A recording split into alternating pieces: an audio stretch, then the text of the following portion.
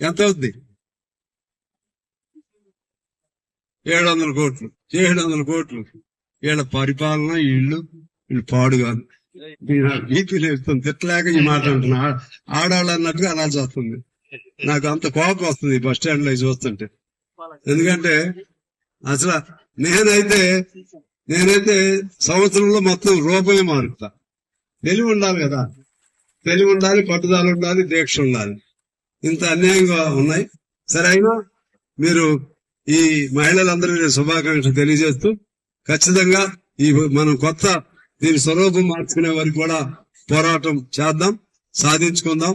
మీరందరూ నా పైన, అందులో ఆర్టీసీ సోదరులు ఎంతో ప్రేమతో ఉంటారు. నాకు అనుబంధం. మీ అందరికీ మీ సమస్యల పరిష్కారం కోసం ఫైట్ చేస్తున్నాను. అలాగే మన ప్రాంత అభివృద్ధి కోసం కూడా ఫైట్ చేస్తూ మీ అందరికి శుభాకాంక్షలతో సెలవు తీసుకుంటున్నాను. సో ఆ విధంగా బస్సులు కూడా శుభ్రంగా ఉండాలి. ప్రయాణం చేసే వాళ్ళకి ఎట్లబట్ట వాళ్ళు ఎక్కుతున్నారు అని చెప్పి దాని జోలికి వెళ్లకుండా ఉండటం అనేది ధర్మం కాదు.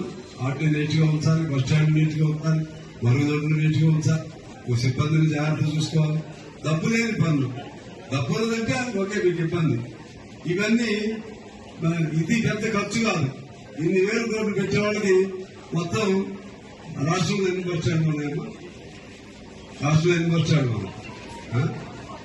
మొత్తం 143 బస్ స్టాండ్.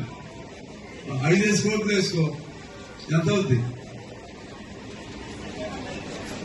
700 కోట్లు. 700 కోట్లు.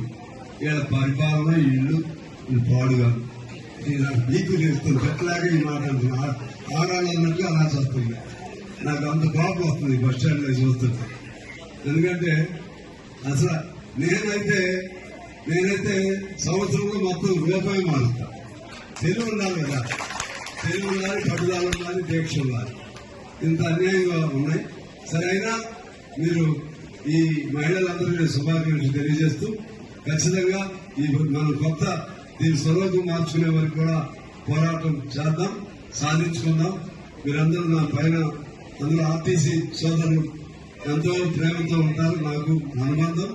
మీ అందరికీ మీ సమస్యల పరిష్కారం కోసం ఫైట్ చేస్తున్నాను.